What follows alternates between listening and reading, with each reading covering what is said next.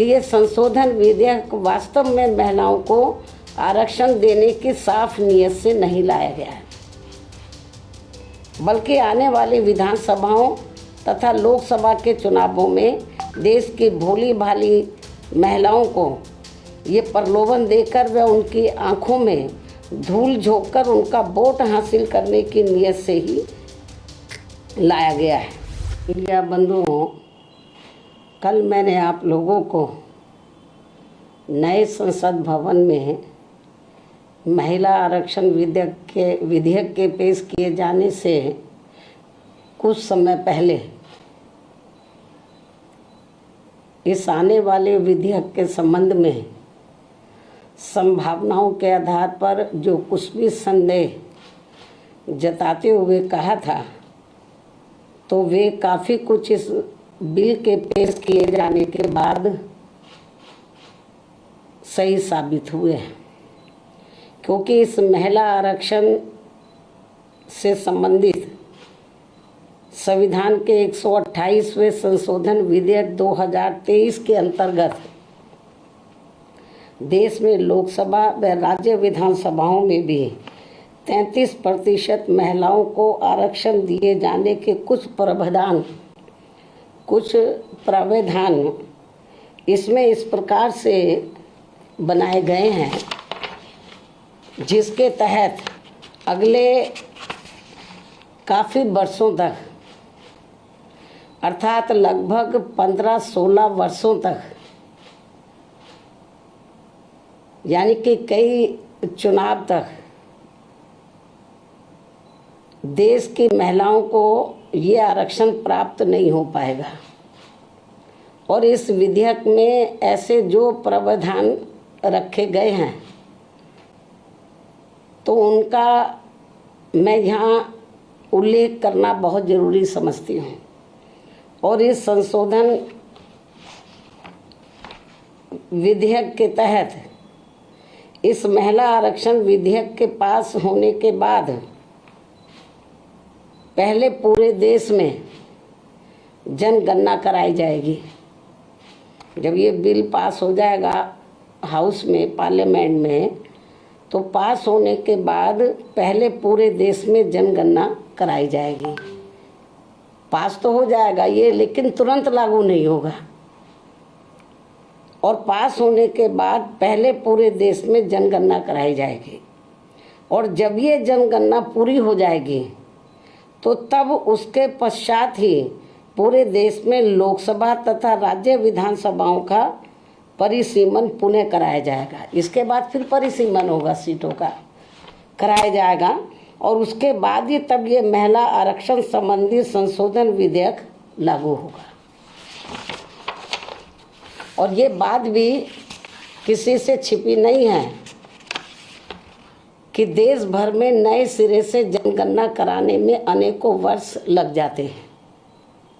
पिछली जनगणना सन 2011 में प्रकाशित हुई थी, जिसके पश्चात आज तक पुनः जनगणना नहीं हो सकी है।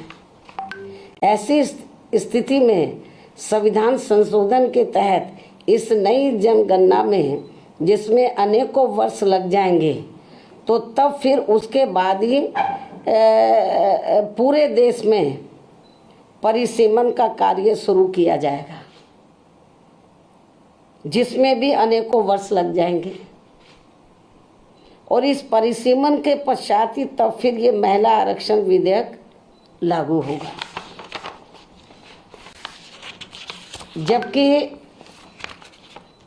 128वें संशोधन विधेयक की सीमा ही 15 वर्ष रखी गई है।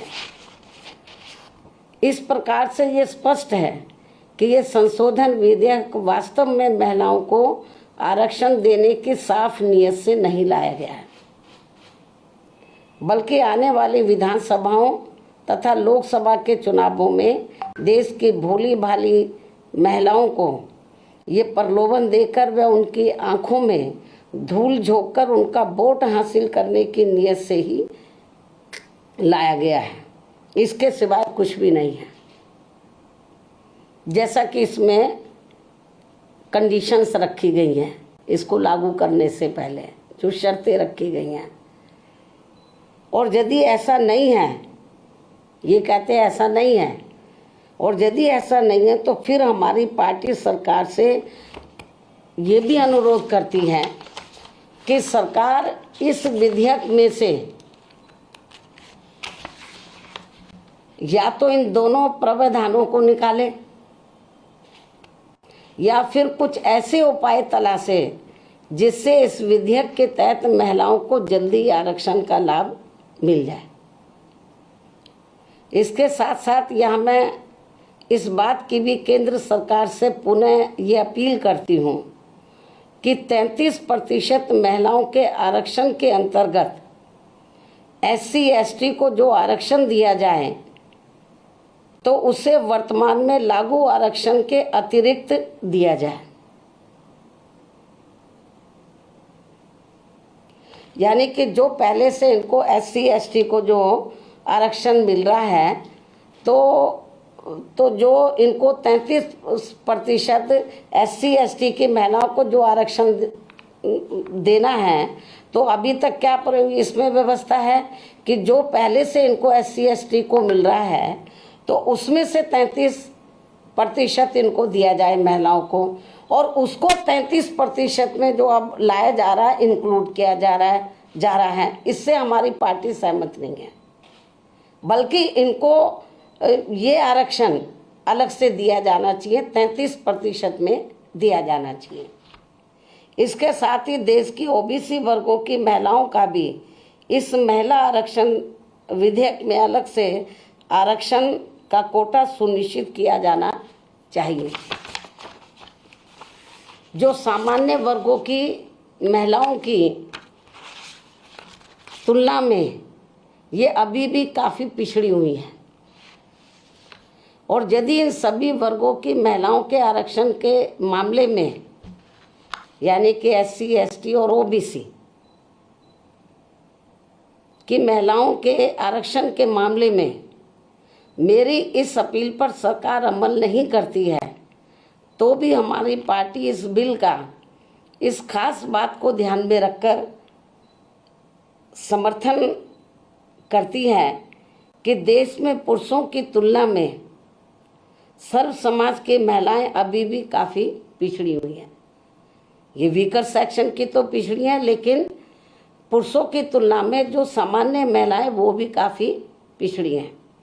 जबकि महिलाओं के मामले में वास्तव में सच्चाई तो ये है कि इन्हें अभी तक जो भी अधिकार मिले हैं, जनरली महिलाओं को जो भी अधिकार मिले हैं, तो वे अधिकांश हिंदू कोड बिल के तहत परम पूज्य बाबा साहब डॉक्टर भीमराव अंबेडकर के अथक प्रयासों से ही मिले, जिसे उस समय कांग्रेसी सरकार ने इसे पूरे तौर से पास नहीं होने दिया था, जिसे फिर बाद में टुकड़ों टुकड़ों में पास किया गया। इतना ही नहीं, बल्कि इन वर्गों की महिलाओं को अलग से आरक्षण दिए जाने के मामले में पूर्व में केंद्र की रही कांग्रेसी सरकार द्वारा लाए गए बिल में भी इसकी व्यवस्था नहीं की गई थी, जिसके कारण उस दौरान ये बिल पास नहीं हो सका था। लेकिन अपने राजनीतिक लाभ के लिए अब इस पार्टी के भी नेता, यानी कि कांग्रेस पार्टी के भी नेता, इन वर्गों की महिलाओं को अलग से आरक्षण दिए जाने की बात कर रहे हैं, वकालत कर रहे हैं। इससे साफ जाहिर है कि देश की महिलाओं को लोकसभा व राज्य विधानसभाओं में इनको आरक्षण देने के मामले में बीजेपी व कांग्रेस पार्टी एंड कंपनी के लोगों की पूरे तौर से नीयत साफ नहीं है, और ये सभी पार्टियां इसकी आड़ में केवल इनका वोट हासिल करने के लिए अपने अपने स्वार्थ की राजनीति कर रही हैं और कुछ भी नहीं। इसलिए देश की महिलाएं ऐसी सभी पार्टियों से जरूर सावधान रहें जिनसे इन्हें कुछ भी हासिल होने वाला नहीं है।